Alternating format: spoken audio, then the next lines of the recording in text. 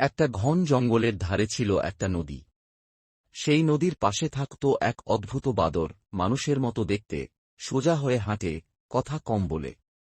প্রতিদিন বিকেলে সে নদীর ধারে একটা বট পাথরে বসে ঠান্ডা পানিতে পা দোলাতে ভালোবাসত। জঙ্গলের পাখিরা তখন গান গাইত, সূর্য ঢলে পড়ত পশ্চিমে, বাতাসে শীতলতার ছোঁয়া। একদিন সেই বাদর আগের মতোই পাথরে বসেছিল, পানিতে নিজের প্রতিবিম্ব দেখছিল। হঠাৎ জলের নিচ থেকে এক বিশাল কুমির উঠে এল। চোখ দুটো লালচে, দাঁতগুলো হারাল। মুহূর্তের মধ্যে কুমিরটা বাদরের পা কামড়ে ধরল আর টেনে নিতে লাগল পানির গভীরে। বাদর প্রাণপণে লড়াই করল, চিৎকার করল, কিন্তু জঙ্গলে তখন নিস্তব্ধতা। পানির ফেনার মধ্যে শুধু একটা হাত দেখা গেল কিছুক্ষণ, তারপর নদীটা আবার শান্ত হয়ে গেল।